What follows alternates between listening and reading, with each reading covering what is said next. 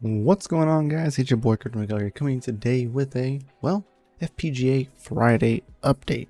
Now today we are going to be going over the Osprey E300, my favorite FPGA so far, next to my BC 1525, which should be coming back here soon from Osprey as a reballed beast of its own, a Osprey E100 VU9P.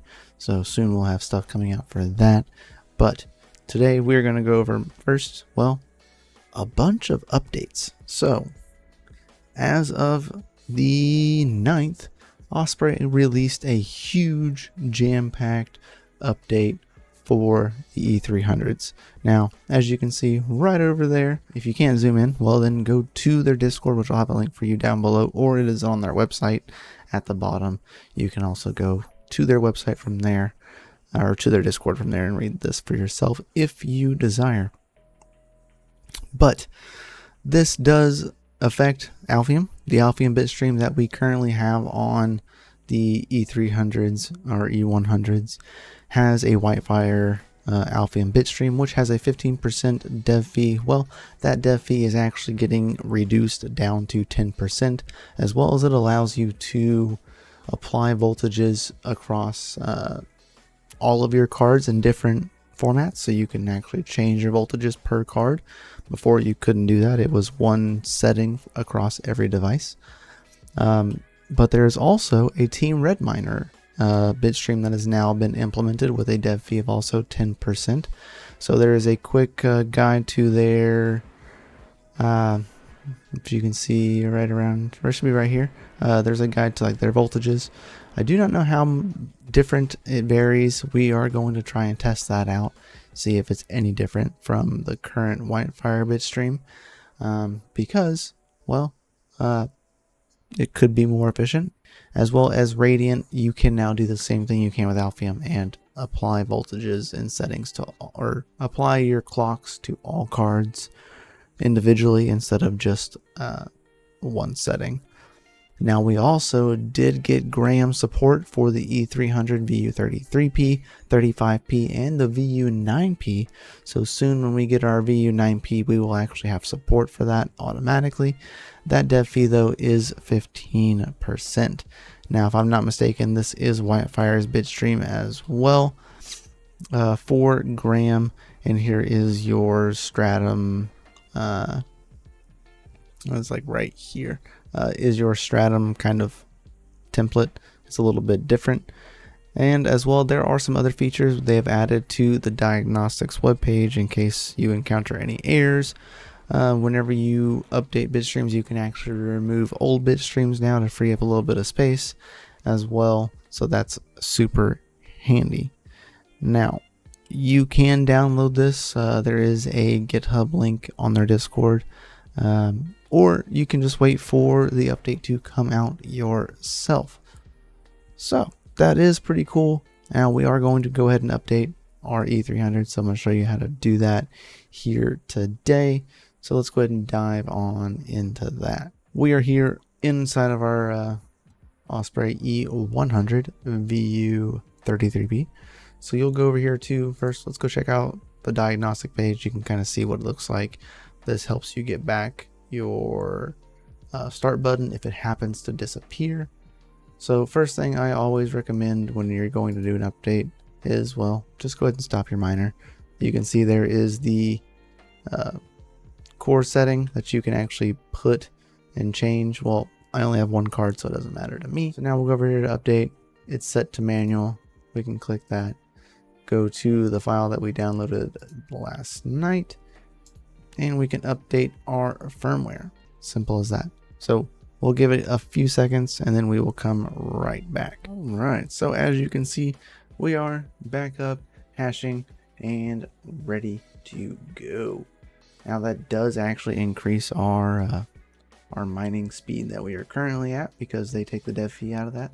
So now that will increase our hash rate by 5%, which is pretty cool. And this is still using the Whitefire bitstream. So let's go look at these updates. All right, so we are here on the main page. We are up and running. It did not change any of our settings, so everything is still just as it was prior to the update.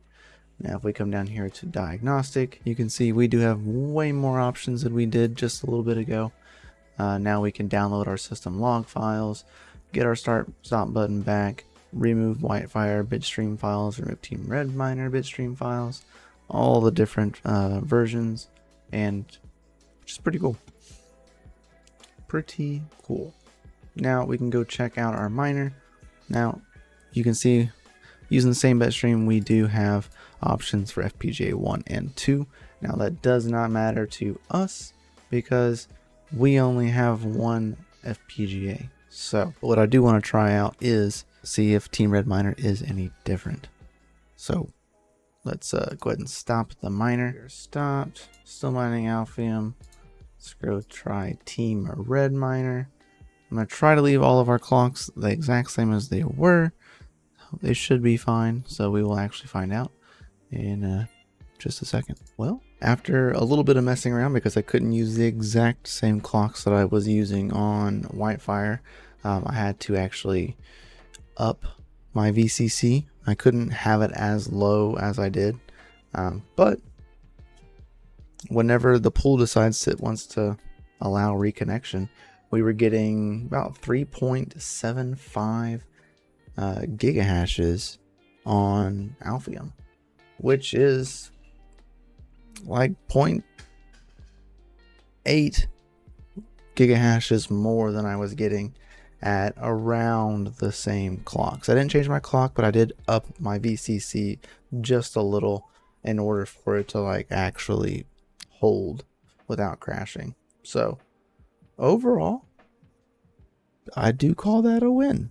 And as you can see right here, running these exact same clocks I was just running in TRM, we're getting 2.445 gigahash. Now, whenever I was just on TRM though, the pool kept disconnecting, so I'm not sure if it has anything to do with it, but I'm going to wait and see, and then I'm going to switch back real fast and just double check.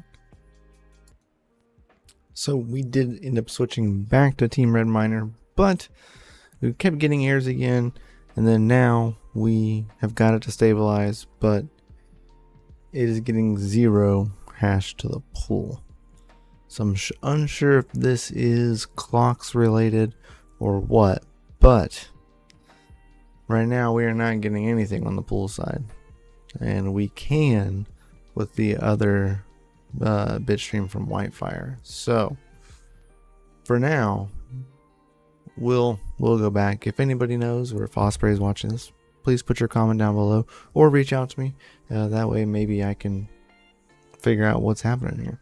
That is it for today's video though, guys. If you would like an Osprey E300 or E100, you can find that link down in the description below at the very bottom in the description.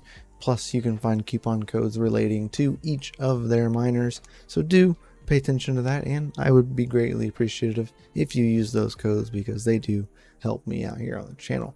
So guys, without further ado, thank you Osprey for jam-packing us with this super big update for the Osprey devices. Now we will kind of experiment with the pool situation to see if it is my problem.